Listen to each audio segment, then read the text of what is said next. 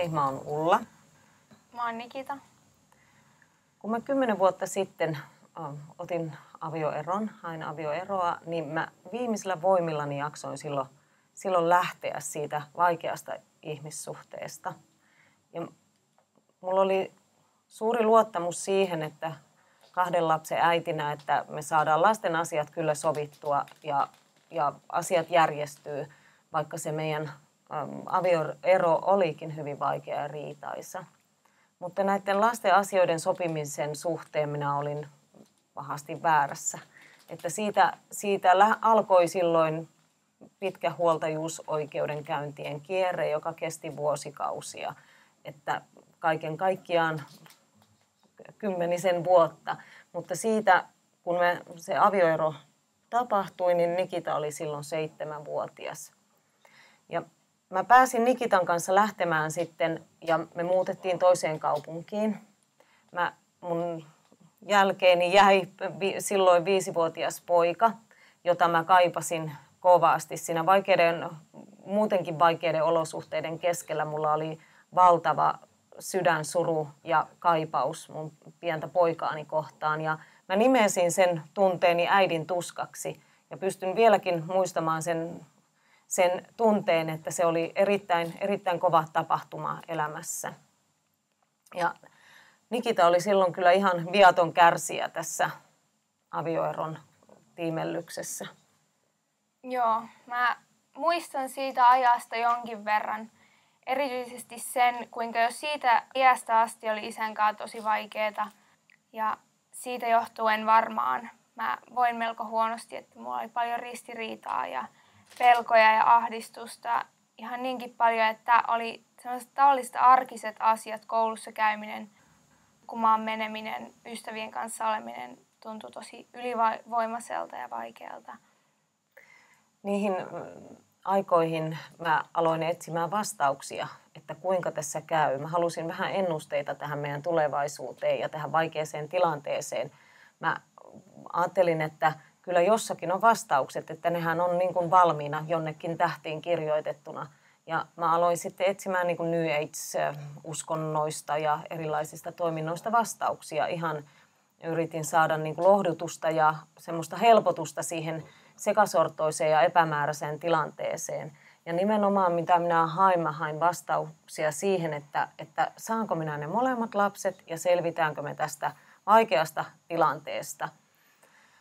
Mutta mä kyllä en todellakaan saanut vastauksia, tai sain, mutta monenlaisia. Ne vaihteli ne vastaukset, että ne muuttu alati, mutta se minun olo ei kyllä parantunut. Että se ei antanut niin kuin lohdutusta siihen ahdistukseen, joka pusersi niin kuin kovempaa ja kovempaa. Että siihen ei niin kuin löytynyt semmoista helpotusta ja rauhaa, mitä mä oikeastaan luulin hakevani.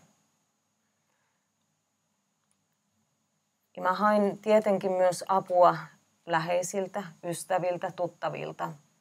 Mä halusin puhua siitä vaikeasta tilanteesta ja hain apua ihan sitten perheneuvolasta ja muualta, että kuinka mun täytyisi toimia ja mitä pitäisi tehdä. Ja yritin niin kuin sillä tavalla saada siihen järjestystä siihen epäjärjestykseen. Ja oli sellainen tunne, että kyllä ihmiset kuunteli ja vähän lohdutti, mutta eihän ne fyysisesti, konkreettisesti muut ihmiset voi auttaa silloin, kun ihmisellä on semmoinen sisäinen tuska ja hätä. Että se on semmoinen niin kuin elämän kriisi, joka viiltää niin syvältä, että siihen ei itse asiassa kellään voi ollakaan kellään toisella ihmisellä, kun se on henkilökohtainen kokemus. Ja mä aloin niin kuin kaipaamaan Jumalaa. Mä rupesin etsimään Jumalaa, että Jumala täytyy olla se, jolla on tähän niin kuin jotakin mulle annettavaa tähän tilanteeseen. Vaikka mä en tuntenut Jumalaa enkä uskonut Jumalaa, niin mä silti aloin huutamaan apua Jumalalta. Ja mä olin semmoisella metsäisellä hiekkakuopalla, kun mä oikein tuskissani huusin sitten taivasta kohti, että Jumala, jos sä siellä olet, niin miksi sä annat mun kärsiä näin paljon, minkä takia sä annat mun lasten kärsiä. Että mä syytin Jumalaa oikein niin kuin rankasti, että ja anoin, että lopeta tämä ja anna mulle jotakin vastauksia, mitä mä tässä etsin. Mä tavallaan sainkin vastauksen, mä en vaan vielä ymmärtänyt siinä vaiheessa sitä vastausta, kun mun nenä edessä siinä maassa oli puinen risti. Ja mä koin, että tässä ristissä on nyt jotakin merkki Jumalalta tai jotakin sellaista, mitä mun täytyisi ymmärtää, mutta mä en vielä sitä sillä hetkellä ymmärtänyt, vaikka mä sainkin siitä jonkinlaista lohdutusta, että mä tulisin vähän myöhemmin vielä ymmärtämään sit sen ristin merkityksen. Mutta silti mä ymmärsin, että se oli Jumalan vastaus johonkin. Mun oma semmoinen sisäinen pahoinvointi, se ei millään tuntunut hellittävän ja mä ajattelin, että mä soitankin tästä, että kirkossa varmaan voidaan auttaa ihmistä, kun mä löysin sen ristinkin. Ja mä soitin diakonille ja sanoin, että mulla on tämmöinen henkilökohtainen hätä, että musta tuntuu, että mä tarvitsin teidän apua. Ja diakoni sopi mun kanssa tapaamisen viikon päähän, että me ei voitu tavata silloin heti ja se ei oikein mulle sopinut, koska mä tiesin, että mä tarvitsen apua nyt tänään ja heti. Ja mä istuin oman tietokoneeni ääressä ja jostain syystä minä kirjoitin Googleen sanan usko ja johdattauduin sitten Googlen kautta Raamatun sivuille. Sinne Raamatun kohtaan, missä Jeesus nukkuu veneessä myrskyssä opetuslasten kanssa. Ja Jeesus herättyään kysyy opetuslapsiltaan, että missä on teidän uskonne. Ja se kohta puhutteli mua erittäin voimakkaasti. Että nyt tässä on Jeesus ja kukahan tämä Jeesus olikaan. Mun täytyy oikein pohtia, että kyllä minä olen Jeesuksesta kuullut, mutta ja miten tämä Jeesus liittyy uskoon. Ja mulle tuli semmoinen niin kuin toivon kipinä. Mä muistan, mä olin niin kuin, että mulle tuli sellainen tunne, että nyt mä oon löytänyt jonkun eksyksissä olleen asian, jonkun salaisuuden tai aarteen. Että mut valta semmoinen valtava toivo, että tästä mä haluan tietää lisää tästä Jeesuksesta ja tästä uskosta. Mä jatkoin sitten Raamatun lukemista, sieltä Raamatun sivuilta lukemista ja muutenkin netissä kävin sitten erilaisilla sivuilla, missä puhuttiin uskosta ja Jeesuksesta ja löysin sitten sieltä erilaisia rukouksia, mitä niin kuin voi rukoilla, kun tullaan uskoon. Ja mä rukoilin sitten siinä kotona itsekseni varmasti kuinka monta kertaa valtavan semmoisen helpotuksen vallassa olin. Ja mä ihan selkeästi koin ja ymmärsin itsekin aivoillani, että mä oon tullut nyt uskoon. Että nyt mä oon tullut uskoon Jeesukseen ja mulle selvisi siinä myöskin lopullisesti tämä ristin merkitys.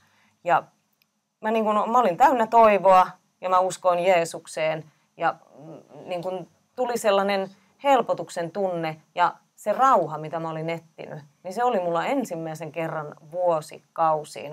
Mun koko sydänalani oli täynnä sellaista rauhaa ja helpotusta, että mä olin löytänyt uskon Jeesukseen.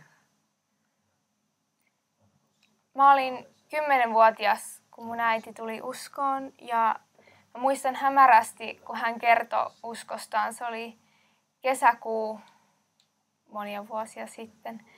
Ja se tuntui heti tosi luotettavalta ja niin kuin toi mulle rauhan sydämeen, koska olihan Jeesus kuitenkin tuttu mulle Raamatun kertomuksista. Että se oli kerrankin jotain tuttua ja tuntui kuin, että olisi kerrankin tai pitkästä aikaa maata jalkojen alle eikä kaiken näköistä muuta. Ja siinä sitten, kun oli niitä vähän vaikeampia aikoja, niin me rukoiltiin äitin kanssa iltaisin ja se toi hirveästi sellaista toivoa ja rauhaa tulevaisuudesta ja että tulevaisuus näytti yhtäkkiä kirkkaalta eikä ihan pimeältä enää. Ja sitten teini-ikä alkoi tulemaan ja silti ne vanhat käsittelemättömät tunteet niin vaivasi jonkin verran yhä. Ja mä halusin tulla uskoon samalla tavalla kuin äiti oli uskossa. Mä uskosin kyllä Jumalaan, mutta se ei vaikuttanut mun arkielämään tai henkilökohtaiseen elämään mitenkään.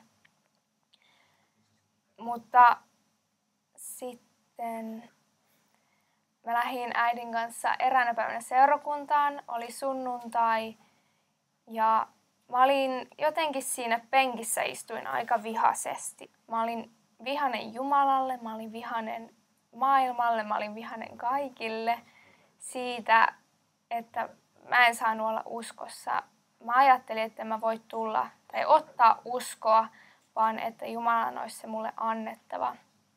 Siinä kokouksen loppupuolella sitten eräs pastori käveli mun luokse ja kysyi, että no oletko sinä neiti uskossa? Ja mä sanoin, että en ole tai että en tiedä olenko. Ja hän kysyi, että haluatko antaa elämäsi Jeesukselle? Ja mä sanoin, että kyllä haluan.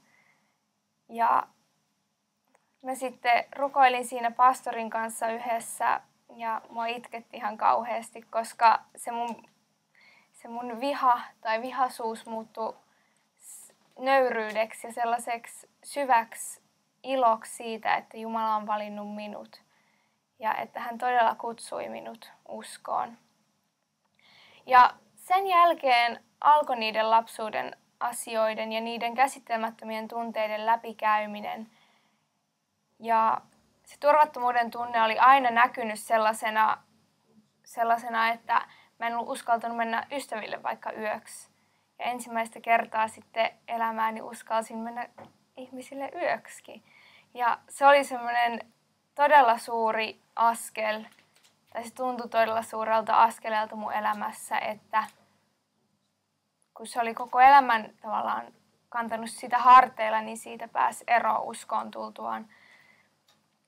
Ja nyt sitten 17-vuotiaana voin sanoa, että olen vapaa ja mua vallitsee semmoinen suuri rauha ja onnellisuus siitä, että mä oon uskossa ja arkielämä on nykyään täysin tavallista ja täynnä iloakin jopa.